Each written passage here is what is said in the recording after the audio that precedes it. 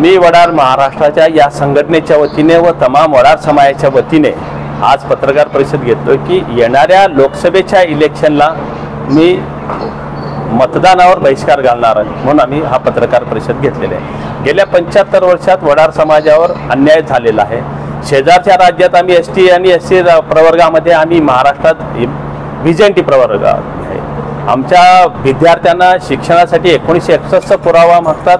आमच्या पूर्वजांची ना घर आज काम इथे तर भटकंतीच करणारा समाज मग आम्ही शिकलेलेच नसल्यामुळे आम्हाला 61च्या पुरावाची अट शिथिल व्हायला पाहिजे म्हणून आम्ही मागणी केलेली आहे। जिथे वस्तीवर आमचा समाज राहतो 3-4 पिढ्यापासून राहतात, आज त्यांना त्या वस्ती त्यांच्या नावावर करून देतो म्हणले ते सुद्धा मिळालेले नाहीत। मजूर सहकारी संस्थेच्या माध्यमातून 10% कामे मजूर सहकारी संस्थेच्या माध्यमातून आमच्या समाजाला राखीव ठेवतो म्हणजे ते सुद्धा झालेले नाहीत। विद्यार्थ्यांना शिक्षणासाठी वसतिगृह आणि आश्रमशाळा करून देतो म्हणजे ते सुद्धा मिळालेले नाहीत। या असंख्य मागण्या आहेत त्या अद्यापर्यंत पूर्ण झालेल्या नाहीत म्हणून आम्ही आज या येणाऱ्या लोकसभेमध्ये बहिष्काराचा निर्णय घेतलेला आहोत। सरकारने आपल्याला काय आश्वासन दिले बोलल्यानंतर आपण बहिष्कार मागे घेणार का? नाही, आता आश्वासन देऊन उपयोग नाही। आम्हाला कृतीतून पाहिजे, कारण 3-4 पिढ्या आमच्या असंच आश्वासनावरच गेलेल्या आहेत। पण आम्ही सुद्धा जाताना आमच्या पुढच्या पिढीसाठी आमच्या येणाऱ्या लहान मुलांसाठी त्यांनी जे वाढणार आहेत त्यांच्यासाठी आम्ही हा निर्णय घेतलेला आहोत। मी रवी शिंदे, मी वडार महाराष्ट्राचा पश्चिम महाराष्ट्र अध्यक्ष। पहिल्यांदा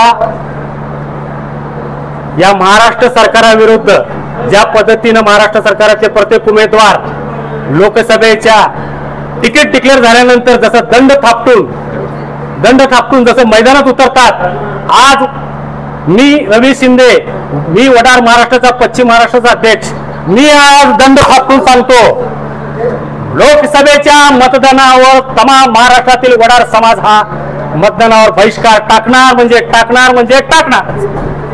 जोपर्यंत आमच्या मागण्या पूर्ण होत नाहीत तोपर्यंत येणाऱ्या लोकसभा या निवडणुकीवर आता तर बहिष्कार टाकलायच, जर या निवडणुकीनंतर झाल्यानंतर तुम्ही बैठक घेऊन जर त्याचा शाहीनिशा नाही केलात तर येणाऱ्या 2024च्या विधानसभेवर सुद्धा वडार समाजाचा बहिष्कार असेल, एवढी आपण दखल घ्यावी।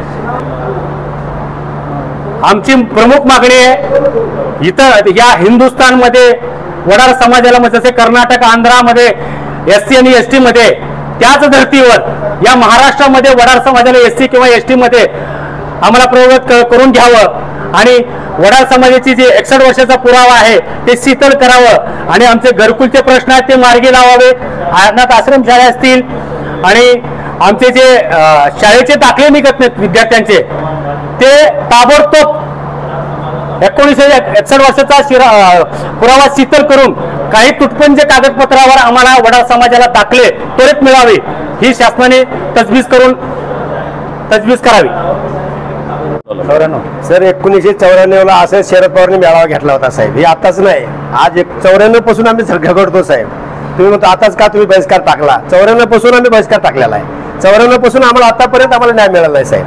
मग आम्ही किती दिवस आम्ही झोपड्या पालीत राहायचं, किती दिवस आम्ही खडी फोडायचं? जेलमधल्या लोकांना खडी फोडत नाही तसे सजा आमच्या लोकांना सजा आहे साहेब। रोडवर त्याला जामीन तर मिळते, आम्हाला जामीन बी नाही ती सजा करायची खडी फोडायची आणि त्याशिवाय आमचं पोट भरत नाही साहेब। आमच्या आता 4 लोक आमच्या या लाईनमध्ये 75 टोक मराठा लोक आले आमच्या धंद्यामध्ये, आम्ही खायचं काय तिथं? आम्हाला उद्योग काय, नोकरी काय, शिक्षण काय आमच्या लोकांना काही सध्या नाही सर। आमच्या लोकांना सर काय म्हणजे किती दिवस आम्ही सहन करायचं? आज 70 लाख लोक आमचे भारतात आहेत आणि भारतात आम्हाला एक न्याय सुद्धा मिळत नाही। कुठे पुढारी नाही, कुठे ग्रामसेवक एक ते कुठल्या ह्याला जिल्हा परिषद नाही, पंचायत समिती नाही, कुठं नगरसेवक नाही, कुठला सरपंच नाही। आज सगळे लोक ओबीसीत आले, आम्हाला जी मिळायची ती आरक्षण सगळं निघून गेलं। आमचं आहे ते आम्हाला एसी मध्ये द्या, ही मागणी आहे सर आमची, दुसरी काही मागणी नाही। नमस्कार, जय बजरंग जय वडार। माननीय श्री विजयदादा चौगुले साहेब, मी वडार महाराष्ट्र संघटनेचे अध्यक्ष यांच्या मार्गदर्शनाखाली तमाम महाराष्ट्र आम्ही वडार समाज बहिष्कार टाकणार आहे। येणाऱ्या आता आचारसंहिता लागू झालेला आहे। आमच्या समाजाला आजपासून कुठलीही सोयीसुविधा मिळाल्या नाहीत। घरकुल असलेले, इंदिरा आवास योजना असलेले, 60 वर्षाचे असलेले किंवा आजपासून आमच्या समाजामध्ये आमदार नाही, खासदार नाही। आजपासून पोकळ आश्वासन देण्यावर ह्या लोकांनी फक्त लाटाचं काम केलेलं आहे। आमच्या लोकांनी फक्त झेंडे, खुर्च्या आणि सतरंज्या उचलायचं काम केलेलं आहे। इथं कुठंतरी थांबायला पाहिजे. आमच्या समाजाला न्याय भेटला पाहिजे एवढंच विनंती आहे. येणाऱ्या इलेक्शनमध्ये प्रत्येक गावोगावी बहिष्काराचं बॅनर राहील. प्रत्येक गावामध्ये खेड्यापाड्यामध्ये जाऊन आम्ही बॅनर लावण्याचा प्रयत्न लावणार आणि आमच्या जोपर्यंत मागण्या पूर्ण होत नाही तोपर्यंत आम्ही मागे घेणार नाही आणि पोकळ आश्वासन आम्ही घेणार नाही. बस एवढं सांगतो. जय बजरंग जय वडार. मी वडार महाराष्ट्राचा उदगीर तालुका अध्यक्ष रामस्वामी कुसळकर. आज लातूर जिल्ह्यामध्ये पत्रकार परिषद होतं जे मी वडार महाराष्ट्राचे शिवाजी चव्हाण साहेब त्यांनी बोलल्यामुळं आलो आम्ही. आणि सोलापूरमध्ये मेळाव्यामध्ये देवेंद्र फडणवीस साहेबांनी आम्हाला आश्वासन दिलं वडार समाजाचं आम्ही महामंडळ देवता 100 कोटी देवता म्हणून.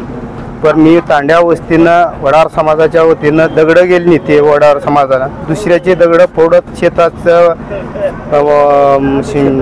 शेततळे हे बनवून हे केले वडरं. पण आज आमच्या वडार समाजाच्या पोरं शाळा शिकायला नाहीत त्याच्यामुळे बेरोजगार आहेत. साहेबांनी सगळ्यांनी मी वडार महाराष्ट्र इजू चौगुले साहेबांनी आपण देवेंद्र फडणवीस साहेबांना देव मानाल तर आम्हाला देवेंद्र फडणवीस साहेबांनी फसविलेत. ज्या नेत्यांनी म्हणले बहिष्कार टाका खेड्यापाड्याने जाऊन आपल्या समाज कुठं आहे तिथं जाऊन सांगा म्हणलं. आमचा ते वडील अधिकाऱ्यांचं आमचं समाजाचं त्यांचं ऐकून आम्ही वाड्या वस्त्यावर जाऊन बहिष्कार घालणार आहोत. मी वडार महाराष्ट्र संघटनेचे देवणी तालुका अध्यक्ष विजापुरे परमेश्वर. आम्ही महामेळावा घेतला होता. त्या मेळाव्यामध्ये देवेंद्र फडणवीस साहेब असतील, एकनाथ शिंदे साहेब असतील, विजयदादा चौगुले साहेब, राजन विचारे होते, परत रामदास आठवले साहेब होते. त्या मेळाव्यामध्ये आमच्या मागण्या मान्य न केल्यामुळे आम्ही या मतदानावर बहिष्कार टाकणार आहे. आमचे दादा विजयदादा चौगुले साहेबांनी सांगितल्याप्रमाणे आम्ही बहिष्कार टाकलो.